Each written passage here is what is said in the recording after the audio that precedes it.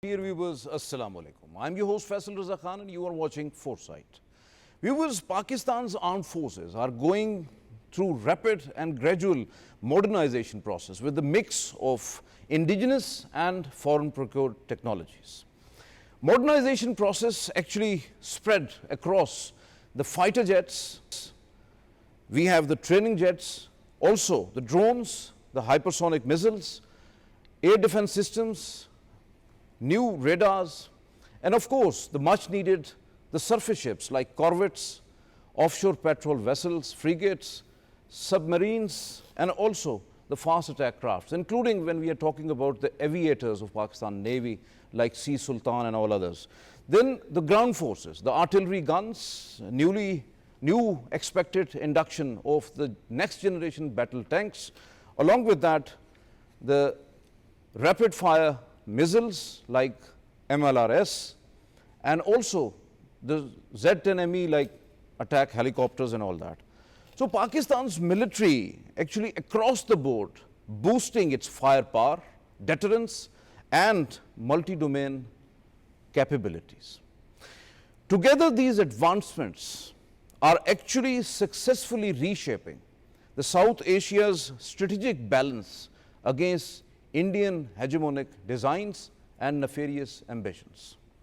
To talk on this very important and imperative subject when we are talking about Pakistan's security and even the regional security, because India is after the peace, stability and overall prosperity of this region. To talk on this very imperative subject, we have in our studios Air Commodore retired Raza Haider. He is the director at Center for Aerospace and Security Studies, Islamabad. Thank you very much, sir, for your presence here. Thank you very much. And we have Commander retired Anis Muhammad Khan, Senior Maritime Expert. Thank you very much, sir, for your presence here. And online joining us, Colonel retired Abid Latif Sindhu. He is the Strategic Affairs Expert. Thank you very much, sir, for joining us online. My first question to you, Raza Haider sir, in line with the father of nation's vision of Pakistan Air Force being second to none, how do you see the Pakistan Air Force pursuit of potent air power through network-centric, multi-domain operations across space, cyber, electronic warfare, standoff jamming, surveillance and reconnaissance, and inter-defense shield, especially when we are talking about possible induction of H-19 defense systems? Faisal Saab, you start off with a very good question regarding the Qaid's vision of Pakistan Air Force, and that was actually second to none, and the efficient Air Force. In fact, he knows the strategic importance of air power, and because he gave this vision in 1948, just after the World War, while his visit to the PF Academy Risalpur. And if I can tell you the precise words, a country without a strong Air Force is at the mercy of any aggressor. Yes. Pakistan must build up her Air Force as quickly as possible, an efficient one and second to none. So very, very visionary words for this. Second to none and the efficient Air Force. And then Pakistan Air Force totally committed to this vision and live up to the mark. And you can see that our Pakistan Air Force procurements in 1960s, in the 65 war, we were having the F-86, F-104, B-57, T-33, all state-of-the-art aircraft of that time. And then coming to the 71, then the maybe up to the Swift retort even, we were having then F-16s, then JF-17s, and now in 2025, May 2025, we were having the J-10s. So continuously we are improving the quality and the efficiency of Pakistan Air Force in line with the Qaid's vision of second to none. And if we see the current example of Markai-Haq in 2025 May, Pakistan Air Force is a cutting edge force. It's based on the cutting edge capabilities and the technologies. And all those technologies were utilized in that operation, in the multi-domain operation which was carried out by Pakistan Air Force against the India. And that includes all the capable aircraft platforms, that includes F-16 or J-10, JF-17 Mirages, and then the drones, then the cyber, then electronic warfare, then AWACS satellites. There are so many things which combined together and then became the potent force against the India, and that resulted to 6-0. So if I conclude this answer, that is that the PF is totally committed to the Qaed's vision of second to none and will live up to it. Your point well taken. When we are talking about Commander Anisab, with 3 Hangor class submarines launched and more under construction in Pakistan simultaneously in Pakistan and China, how will their induction actually reshape Pakistan Navy's strategic posturing against India's hegemonic ambitions and obviously the SSBN driven aggression in the Indian Ocean, especially in the light of recent hostile statements by the Indian Defence Minister Rajnath Singh and then the Indian Naval Chief? Thank you very much, sir. Sir, Rajnath Singh has given this statement while he was on the INS Vikrant, Yes. which was not able to come out of the of its harbor. So it was, of course, a political statement. They were having. Even it came, it has to go back to It Karwar. has to go back because of our disposition. I'll come to that later. So his statement is definitely a political statement because he says that if you do it next time, we will do this. What was happening this time then? Who was stopping you from doing anything or taking any action? So it's, of course, it's very clear. It's a very political statement. It was in the Goa. So it was for the local audience only. As far as Pakistan Navy is concerned, sir, Pakistan Navy is well on the path of development, and it's a very progressive path. I mean, there is nothing which is going hey. It's very strategic in nature because we are procuring the weapons or making the weapons or the arsenal or the ships based on our strategy and our vision. What is our vision? Our vision is not sea control, is to deny the enemy the sea control. So we are not here, we are not saying Indian Ocean is our ocean. We are saying it's for all. We are not saying NAS, North Arabian Sea, belongs to us. We are saying belong to everybody because we are a peaceful nation. So there's a difference in the perception of us and the adversary. So obviously, you make a mention of the Hangor class. Hangor class is a leap forward. You see, we started from Augusta 70s. We were the coastal submarines. Then we had Augusta 90, which were there. And now it's sort of a blue water Navy concept when we are buying Hangor Every class. time one step further. One step further. The objective is, you see, Navy has 3 pillars, Yes. 3 objectives. Number 1, coastal defense and the ports, Karachi Port, Port Qasim and the Gwadar. Second is the sea line of communication opening. And third, to bring stability in the region. So based on that, Hangor, we are having 8 submarines, and they have the air independent propulsion system.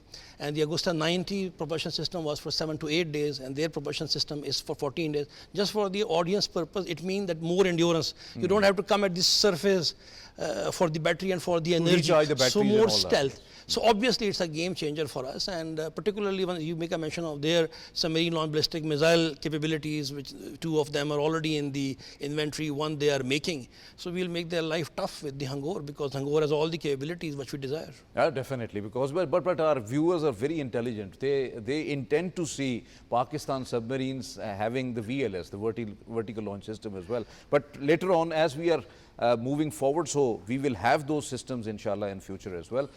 Your point well taken, sir.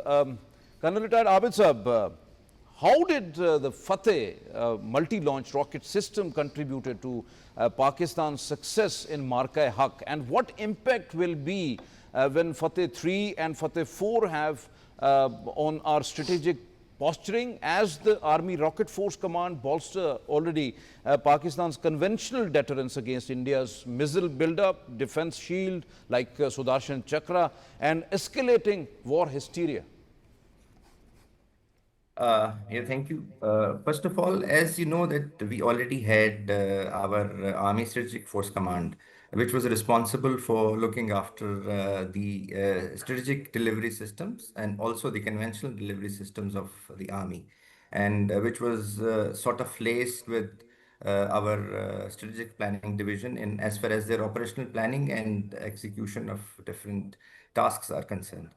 And now, with the coming up of this Army Rocket Force Command, it actually it actually manifests that now the complete spectrum of firepower is being redefined.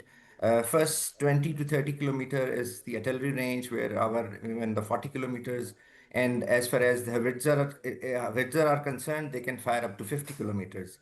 So, beyond that was the missiles which was there with artillery like Fateh 1, Fateh 2, with a range of 100 kilometers, then 400 kilometers.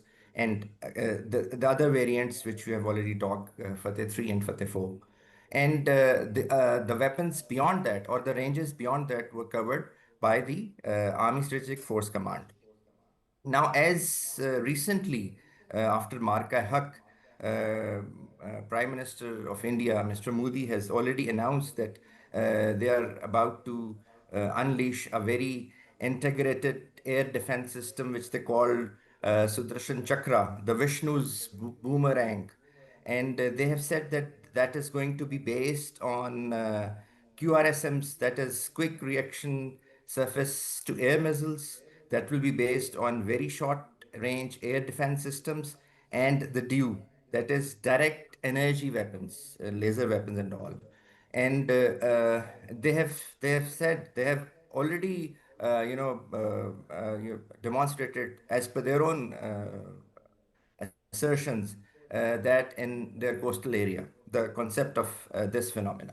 So, in this background, and we have already, just yesterday, we came to know that they are about to go at a very large scale buying spree as far as the weapons are concerned. They are buying about 11 new squadrons as far as their 15 years military modernization program is concerned. They are about to buy about 600 tanks, UAVs, and artillery ammunition, 600,000 artillery ammunition, and so on and so forth. So in that background, if we see the modernization of Pakistan Army as far as the capability of engaging the enemy targets, particularly interdicting targets, and also hitting their concentration area, their assembly area, and their rally areas. So, in that context, the coming up of Fateh series is very important, and also the making of this rocket force, because now we can cover the complete range of the fire spectrum which is required in any combat, in any future combat.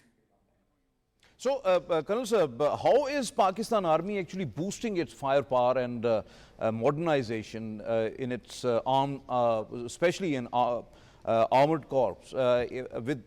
We have seen earlier the induction of VT4 main battle tanks, and the upcoming indigenously developed Haider tank, which is the third generation plus tank, and while strengthening infantry through automatic mortar systems along with advanced POF made weapons and ammunition against the adversary, and particularly the game changer during the recent Marka Haq, that was SH-15 howitzers, because they have done a marvelous job when it comes to neutralizing the adversary's posts and all that, and they were running away from their posts and waving white flag. That was basically the real game changer when it comes to the infantry artillery combined weaponry. Yeah, you're absolutely right. I think the approach which Pakistan Army has taken is based on acquiring the technology from all the developed countries, from where we can have our choice of pieces, both artillery, armor, and whatever we require. And then is the indigenous production. Pakistan Army, Air Force, and Navy are, I think, the only forces in the world which have their own industrial base. So, in this context, you already know that heavy industrial complex Texla is already into manufacturing aims, that is advanced infantry mortar, which you are already talking about, Anza SH-15, which was used in Marka Haq. Howitzer, 155 millimeter howitzer, is now being indigenously produced in Pakistan. Then VT4, actually Haider tank is actually the improved version of VT4, Chinese Advanced version of VT4. VT4, no doubt. Yes, yes, Yeah, yeah. absolutely right. Then Al Khalid, Al Zarar, APCs, Dragon. There are so many systems which are now being, under protection in the Pakistani military industrial base. So, as far as this is concerned, that what affect these weapon systems and introduction of, there is another system which is A100, which is also now being indigenously produced in Pakistan, which is a multi-launch rocket system.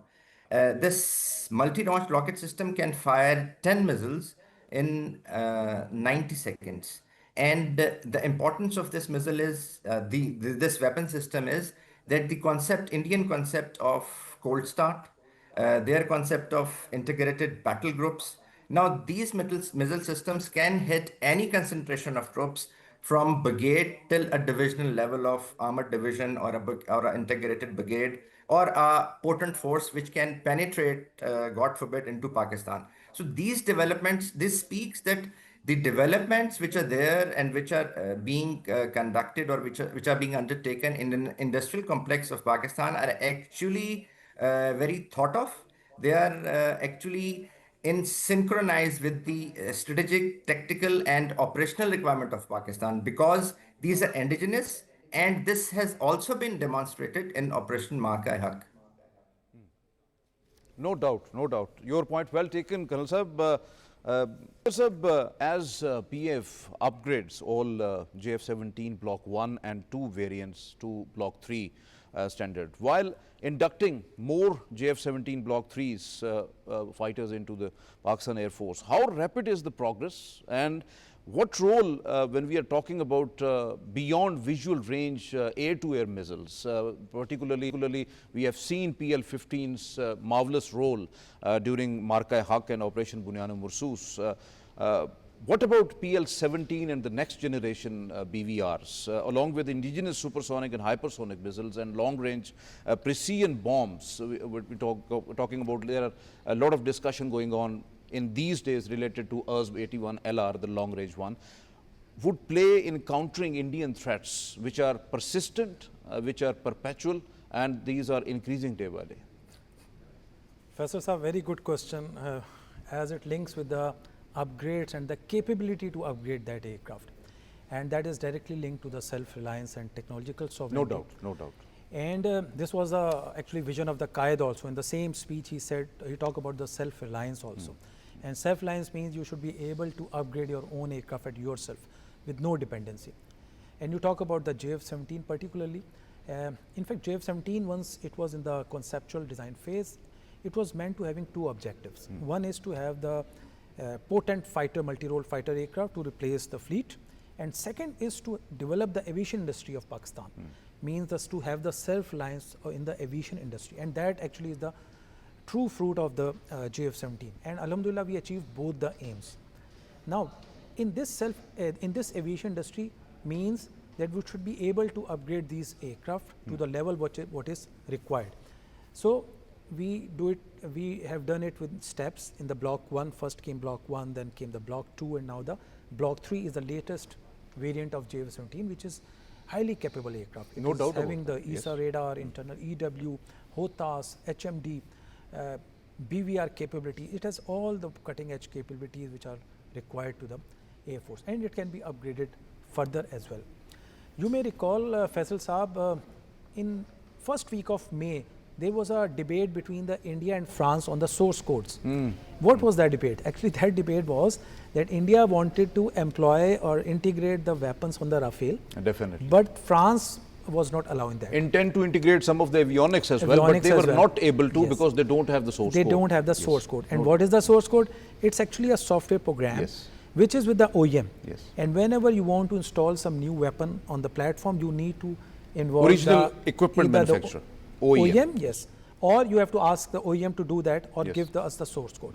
So France declined to give the source codes to India, and there was a lot of friction on this topic also, and India could not integrate the new weapons. So it means India could not upgrade its aircraft to the level where it wanted to be.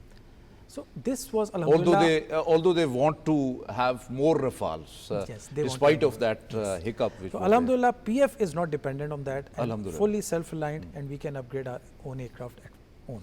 That's great. That's great. Commander Anisa, after inducting 054 Alpha Papa Tughril class frigate, then we have Yarmouk offshore patrol vessels, and now Babur class Miljam corvettes.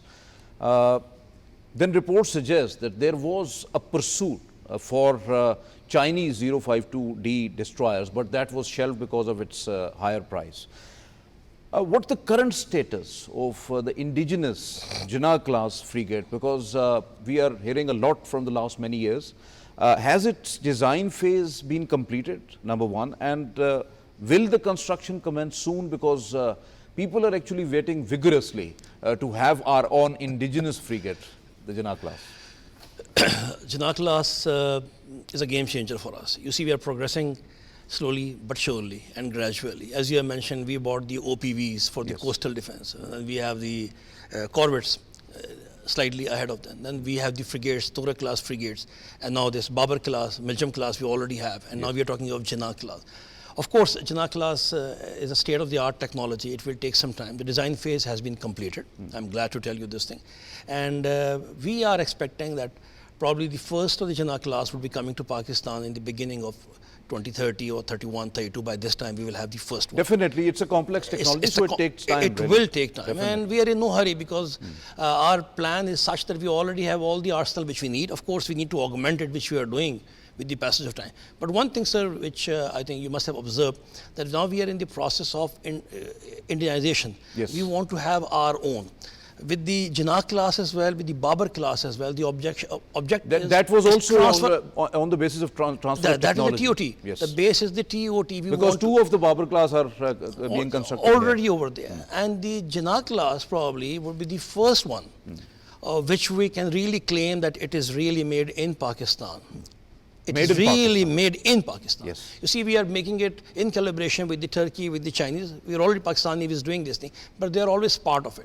So our objective is now to make something which can be Although Jinnah belongs to entire world, but Jinnah class is indigenous. It is made in Pakistan. No doubt. And so just to add a small thing, you see, this destroyers, just for the general audience, is a ship which is not in a sense shelved, but probably we do not need it at this time, because the China has 25 of them. And of course, once we are talking... And very potent ship, there's no doubt in this thing. No doubt. But the question is whether we do really require it. We were having the destroyer before in the 90s.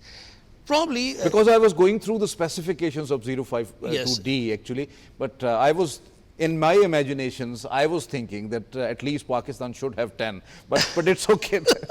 So when we need it, I just want to tell you, when we need it, the government has the resources, they will provide the resources, and we can still wait and to buy this thing. Definitely. Probably it was not shelved in the sense of the word shelved, but probably it does not fit into our strategy at this moment, because our arsenal is such that they should complete the three pillars, which is the objective or the vision I can understand. of this. And just as a small statement about the Hangor, yeah, definitely. You made a mention of SSBN. You see, when we talk of the submarine launched ballistic missiles, we mean that they can carry the nuclear warheads. That's what this thing. Once we have the Hangor class, Pakistan has already developed the Babar. We are not going into the details. We are not going. When it comes to the sea launch. We are not going. But what I'm saying is, you're talking about Babar 3. What we are saying is that Babar 3 is a very potent thing, and Hangor would have the capability. I think so. It's enough that it's a potent thing, and we have the horizontal launch system, and that is okay. Because so we are equally placed. What I'm saying. Already we have tested it. I think so. Twice we have tested, undersea through undersea platforms. Raza, Haider sir, exactly according to the father of nation, when we are talking about overall aspects of Pakistan's air power and related to, it's a brilliant strategy, the dual strategy when we are talking about on one side different old trodden aircrafts which have no doubt which had the great history, and they have contributed a lot to Pakistan's air defense. They are getting retired. And on the other side, we are actually replacing them with the new technologies. Not like India, that they are retiring, but they don't have the replacements. So how do you see overall benchmarks of Pakistan Air Force? Because fortunately, we are always matching the deadlines, but we are before that, we are actually fulfilling the needs. So how we are actually going, what should be, when we are talking about our country's defense, Air Force always proven, even tri-services always proven that they are stick to the task and they are always ahead of it. So how do you see overall benchmarks? Faisal Sahab, character of war is changing. Yes, actually. It is. And the war which has happened today will not be tomorrow. Yes. It will be a different war tomorrow. No doubt. So we have to continuously upgrade ourselves. Our equipment, our training, doctrine, strategy, everything has to be kept on upgraded. Now, currently, we have a very potent aircraft like we have JF-10C or JF-17 and F-16s, and same on the other side also they have the Rafale, and rest are not up to the mark but the old fleet. But they are also looking for the 5th generation fighters. We are also evaluating some 5th generation fighters, and maybe the next war would be not only the 5th generation fighter, that would be war with the drones or with the space and the cyber. Because now the future wars are going to be the robotics, the humanoid robots, yes, and all of that. Yes. So it's all characters changing, technological future warfare. I must say, Indian Air Force is a very professional force, well trained. Above all, they don't have any fear of sanctions. They can buy the equipment from anywhere, from the West, Israel, USA, Russia, anywhere. So, but probably in this Marka, they could not employ their technologies or the platforms.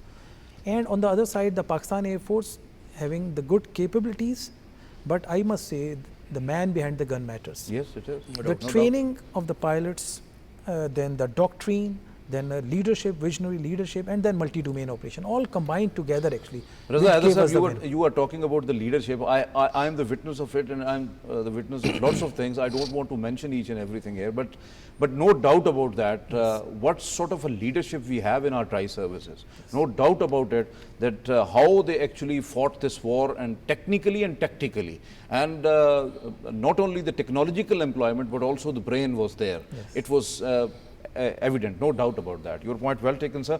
Colonel Abid sir, how have Pakistan Army's modern artillery systems, we were talking about SH-15 howitzers and A-100 rocket launchers, enhance actually the long-range precision strikes, not only along the line of control, but any sort of future eventuality, extended the battlefield superiority over India's conventional artillery, and how actually effectively are these assets being integrated into the networked, digitally enabled battlefield for rapid coordination, mobility, and multi-domain advantages? Actually, as you have already mentioned that Air Commodore Sahab was mentioning, actually war is decided by basically 3 factors. As now the character of war is changing, and these vectors have become more pronounced. One is the geography, the second one is the technology, and third is the tactics. And these 3 vectors, we have all 3 armed forces have very amply, applied during the Marka. Now coming over to the question, as you said, the firepower of Pakistan Army has been enhanced up to a level where I think we can dominate the artillery and the artillery guns and the missiles which are there with Pakistan artillery. That spectrum now we are we are in dominance as far as vis-a-vis the enemy is concerned. Induction of 155 millimeter howitzer. We have in Pakistan Army, we have also 203 howitzers. We have 130 millimeter howitzer, and also the less calibers. So the complete range, as I was already mentioning, the complete range of firepower is being taken care of. These weapons are already being inducted, and with the induction of A100, we have achieved that their concept, which they are saying that beyond which they call the new normal, beyond the range of the space which they were trying, the niche which they were trying to create, in which they can have the conventional superiority. I think that weapons like A100 are actually the answer to that, because the concentration, their places from where they are launching their missiles, their rallying areas, their harbors, everything comes under now with a very specific and with a very effective range of A100. And vis-a-vis, as far as the infantry is concerned, because both the armies are basically dominated by the infantry segment of the force, the induction of automatic mortar system has actually changed the scenario as far as a particular infantry battalion in combat is concerned, because that has given a new concept to the game changer when we are talking about aims. That is going to be the game changer, because I have personally witnessed that. That is a brilliant machine, no doubt about that, really.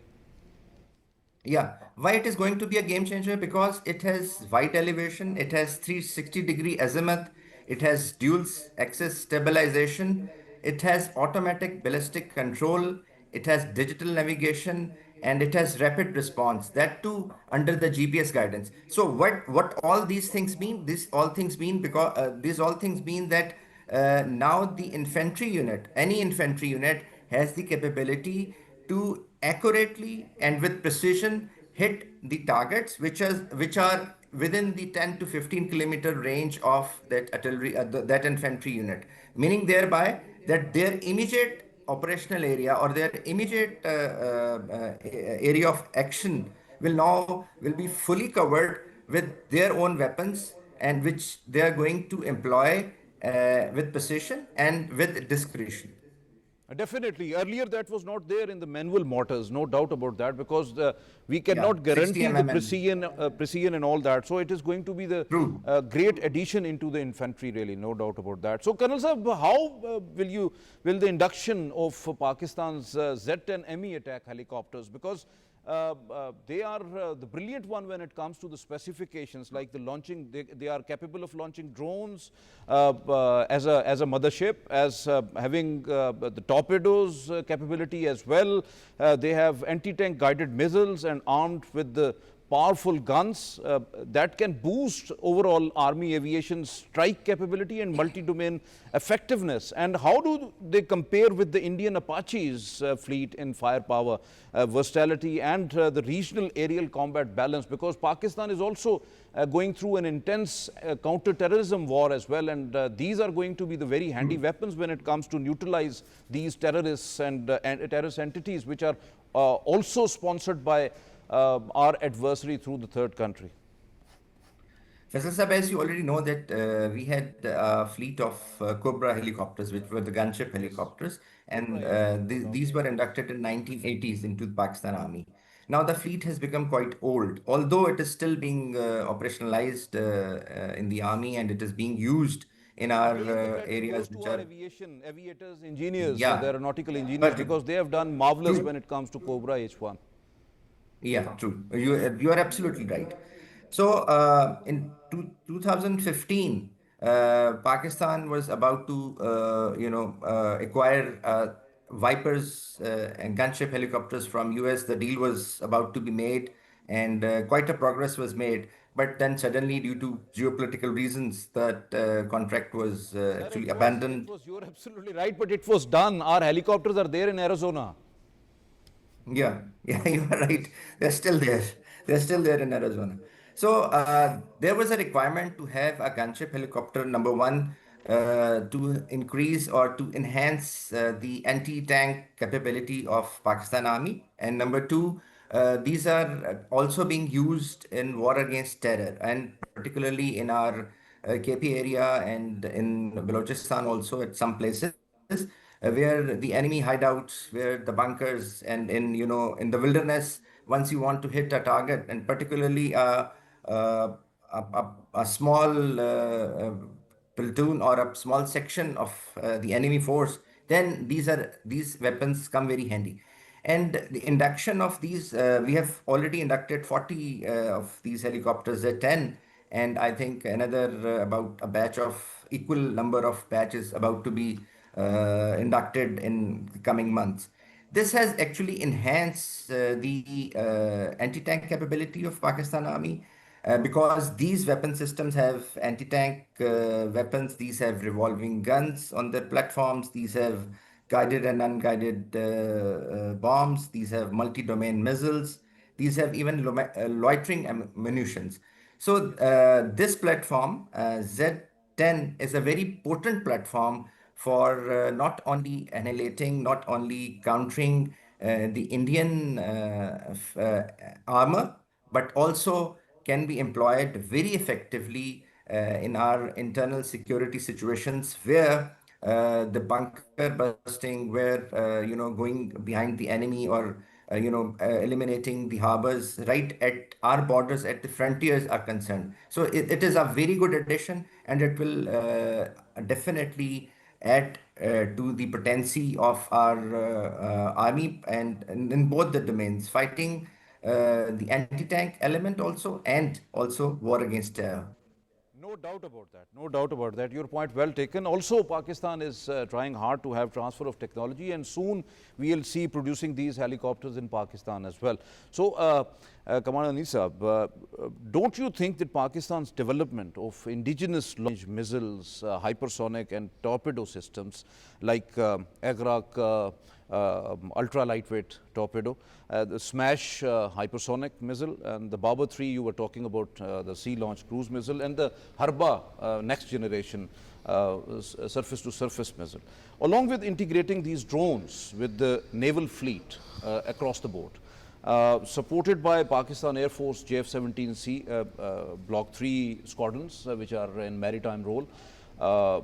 Definitely they have some sort of aircraft killer, hypersonic, CM400 AKG and all others, will significantly actually enhance Pakistan Navy's overall strategic capabilities against the adversaries.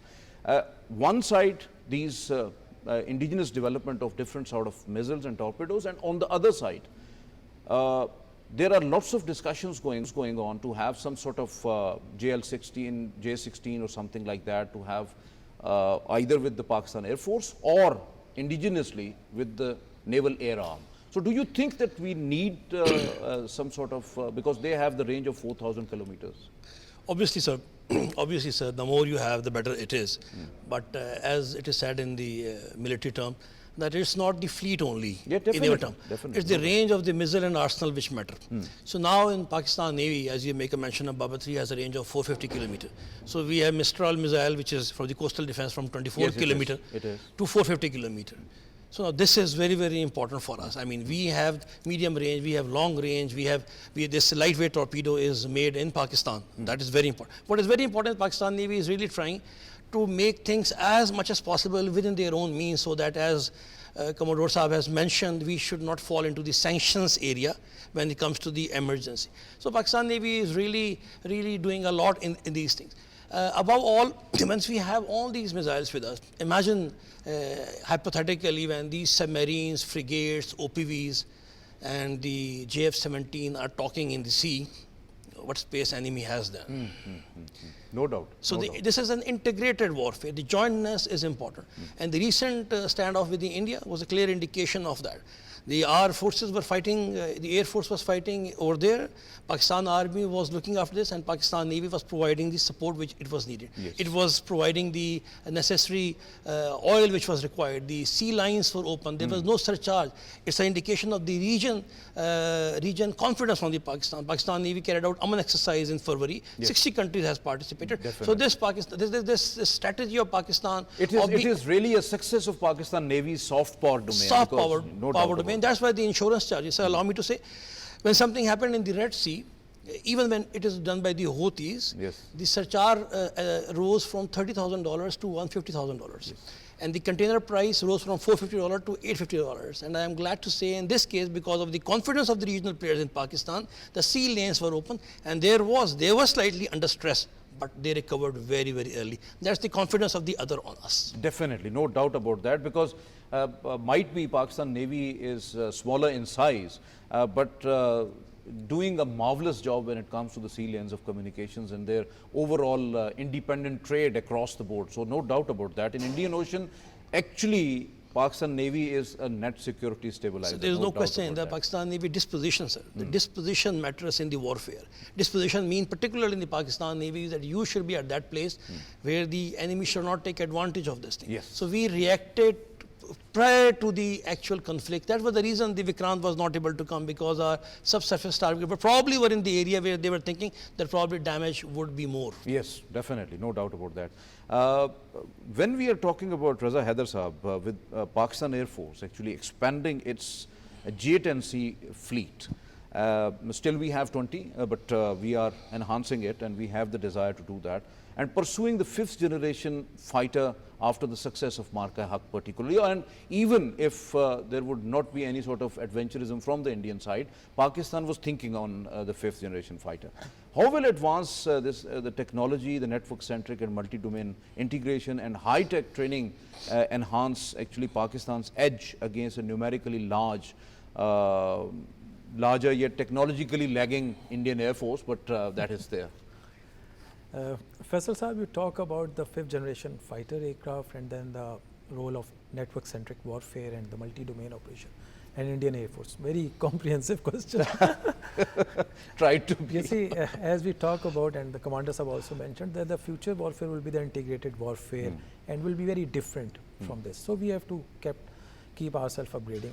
And that 5th generation fighter is a step in this direction. And what is in my knowledge is the Pakistan Air Force is also evaluating, and the Indian Air Force is also evaluating. They have the option of Su-57, they have the option of sometime maybe even today also F-35. They are going for their own program, AMCA, also advanced medium combat aircraft. So there are so many things which they are also upgrading, and we are also upgrading ourselves.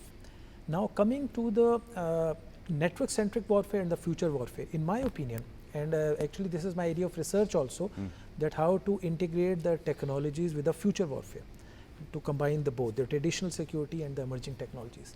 And in my opinion, the future warfare would be very, very network-centric. The different technologies would be connected with each other through the space. Even the space would be part of that, and then the air and the ground and the sea, all would be connected. EW would be very important, because EW would be the controlling the electronic warfare, would be controlling the nervous system of this complete ecosystem. And then similarly, the cyber warfare would be very, very important, because they would be attacking in addition to the EW, they will be also attacking the main systems. So it's a systems of systems warfare would be in future.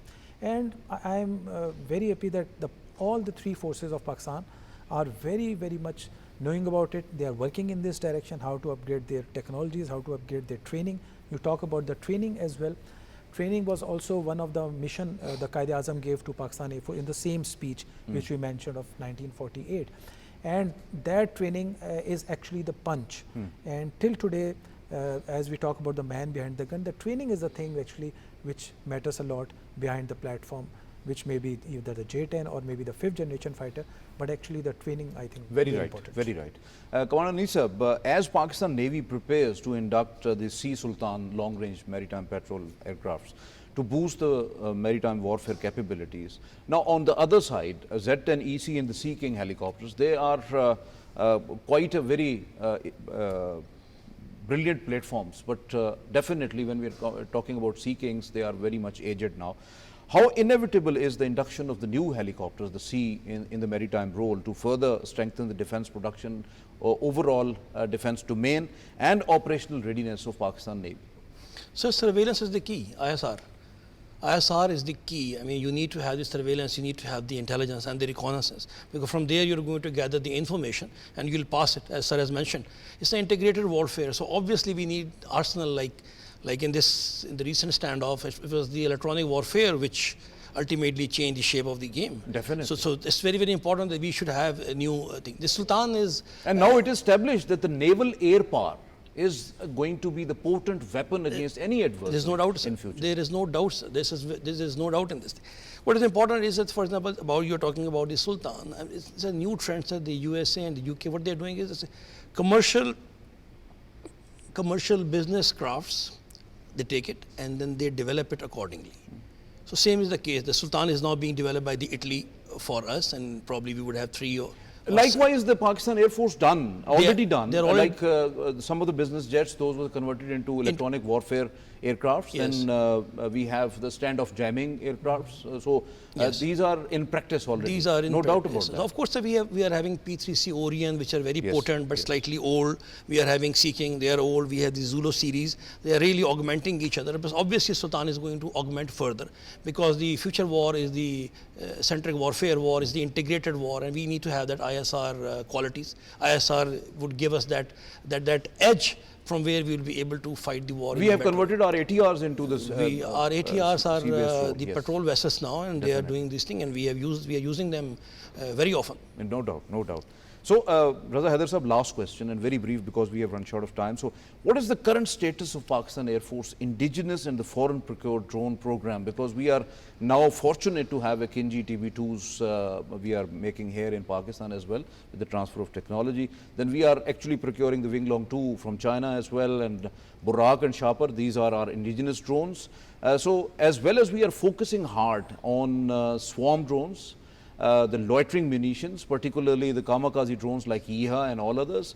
And how is this expanding fleet actually alongside anti-drone systems? Those are also very important to defend our territory, will ultimately enhance Pakistan's operational capabilities and survivability in modern multi-domain warfare environment. Faisal Saab, the drone warfare would be the future warfare. Yes, it is. And it's a part of the 5th generation warfare also, because the 5th generation warfare has 3 main elements: technology, cyber and psychological warfare. So the technological warfare, if I precisely said that out of the 18 emerging technologies which are directly related to the national security, that is listed by the US National Science and Technology Council, drone is one of them, and it has a lot of application in the warfare. Reason being that there are different type of drones, whether it's a killer drone, it's a CCA collaborative combat aircraft drone, or it's a unmanned combat aerial vehicle. There are so many times swarm drones.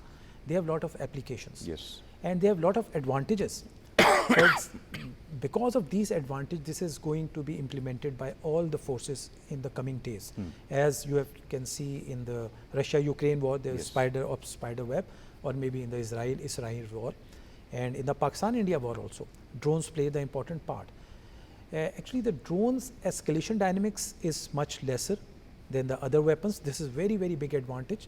It has low risk, it is economical, sustainable, and very good tool to sustain the war.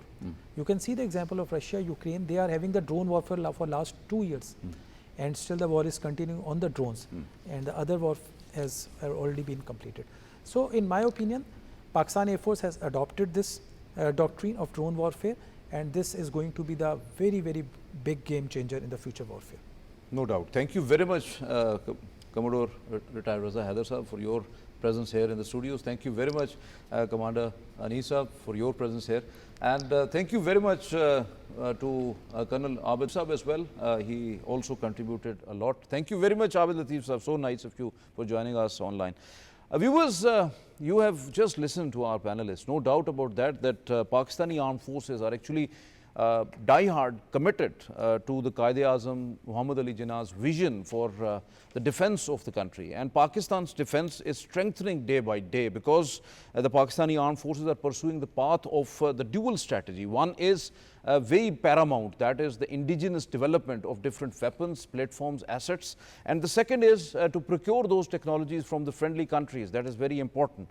On the other hand, Pakistan is actually enhancing not only its firepower, but air and sea power as well, the deterrence, the multi-domain operations, enhancing electromagnetic spectrum and all others overall, because those are the need of future warfare. When we are talking about the future elements of the war, like drones, like missiles, like air defense systems, the air power, the multi-launch rocket systems, and even at the sea, when we are talking about the air defense and missile frigates, that is very important, because these are the potent weapons to have for multi-operations within one platform. Then the submarines, which are the potent weapons, and Pakistan is pursuing hard to have Hangur class submarines. Fortunately, 3 of them are already launched in China, and others are simultaneously under development in Pakistan and China as well. So we have to be very firm in our commitment, and there is no doubt about that, because I have traveled all the way through the different defense production industries in Pakistan, and I am very much confident that the way we are employing different sort of latest technologies in our defense production and how we are actually moving fast at the fast pace.